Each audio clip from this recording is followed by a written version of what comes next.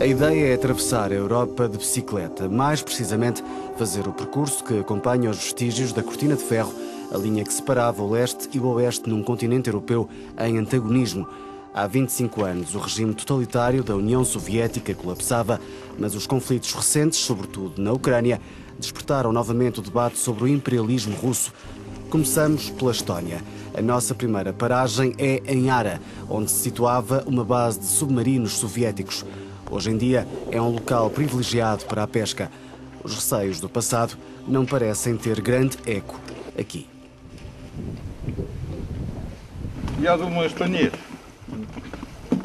Eu não acredito que a Guerra Fria possa regressar. A Rússia já não é o Império Soviético. Apesar de o Partido Comunista continuar a existir, já não detém o poder. Atualmente é outro partido que governa. No entanto, a sucessão recente de episódios de tensão entre Moscou e os países da NATO é um facto e gera preocupações. O percurso da Cortina de Ferro consiste em cerca de 10 mil quilómetros do Mar de Barents ao Mar Negro. O trajeto atravessa 20 países. Alguns dos troços mais representativos situam-se para além da Estónia, na Lituânia e Alemanha. Segundo a NATO, só este ano mais de 100 aviões militares russos foram interceptados em espaços aéreos alheios. Em Portugal aconteceu recentemente. Na região do Báltico, há quem denuncie que o Kremlin estará a conduzir testes de capacidade militar e a experimentar a vulnerabilidade informática nesta área. Em Tallinn, a capital estoniana, encontramos Kalev Vapor, um campeão mundial de vela que evoca os tempos da Cortina de Ferro.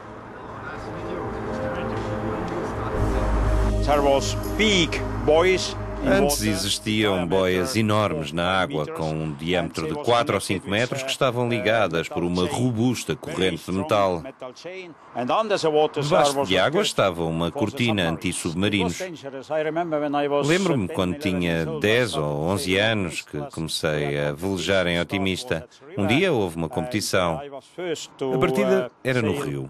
Eu fui o primeiro a chegar ao mar, mas antes fui interceptado pelos guardas que estavam na desembocadura do rio. Um deles apontou uma metralhadora e disse-me: "Se fores para o mar, mate".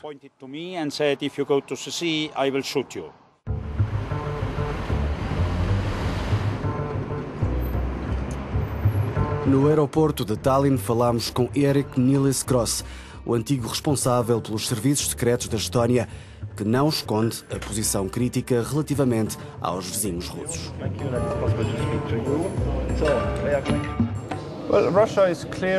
A Rússia está claramente a tentar restabelecer o poder imperial. É um contexto delicado. Para a Rússia, a Guerra Fria continuou ou regressou. O Ocidente está a fazer de conta que não. Portanto, temos uma situação na qual o Ocidente não sabe como lidar com uma Rússia agressiva e imprevisível.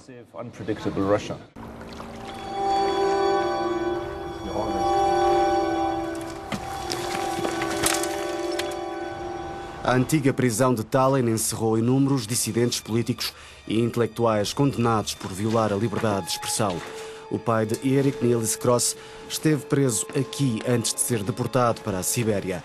Em 1989, o filho celebrou a liberdade no coração dos acontecimentos.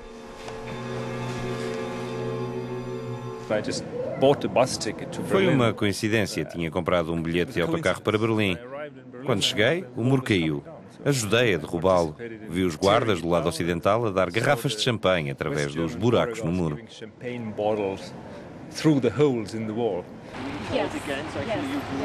Avançamos para a Lituânia, onde pedalamos ao lado da ex-ministra da Defesa. Rasa Juknevičienė foi uma das signatárias da declaração de independência deste país. Visitámos uma antiga base soviética de mísseis nucleares. Os fundos europeus ajudaram a transformar esta estrutura subterrânea num museu da Guerra Fria. Também Juknevičienė declara que Putin quer ressuscitar a União Soviética e que a União Europeia e a NATO deviam pensar numa estratégia de contenção. Foi mais ou menos a partir de 2008 que a Rússia começou a reconstruir, a reestruturar, a modernizar as suas forças armadas em torno dos Estados Bálticos, arrancando do norte até a região de Kaliningrado. São eles que têm o maior número de armas nucleares.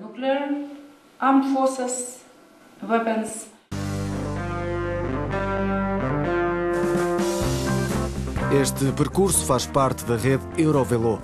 Apenas cerca de 1/3 da pista para as bicicletas está concluído.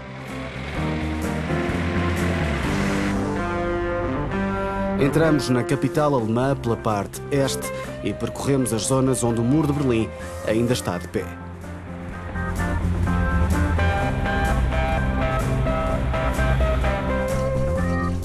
Temos encontro marcado com Michael Kramer, um eurodeputado que esteve por detrás do projeto do percurso da Cortina de Ferro.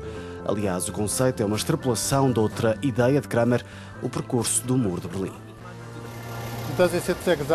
Este é o percurso completo do Muro de Berlim ao longo de 160 km. Ali em cima existe um sinal que se situa exatamente à mesma altura da cimalha do muro, a 3,60 m. Nesta cidade, outro ponto de encontro incontornável é a Porta de Brandemburgo.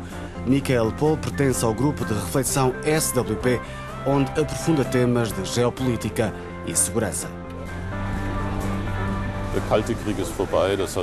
A Guerra Fria acabou. Foi Putin que o disse explicitamente há 13 anos no Bundestag. Não vai haver uma reedição da Guerra Fria. Nós hoje fazemos face a várias formas de guerra. Veja-se a Ucrânia, por exemplo. Também enfrentamos um sentimento globalizado de insegurança. Eu não acredito que Putin esteja a tentar reconstruir a União Soviética. Os seus objetivos não são imperialistas. Ao contrário da União Soviética, a Rússia de hoje já não é capaz de implementar uma visão imperialista. Direção: o Museu Checkpoint Charlie.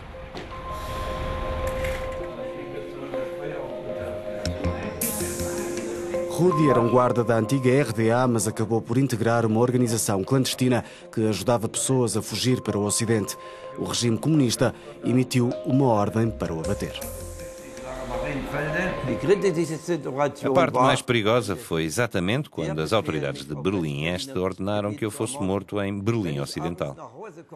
Uma noite estava eu a ir para casa, um dos agentes da Stasi estava escondido atrás de uns arbustos e um outro tinha instruções para falar comigo, de forma a desviar a atenção.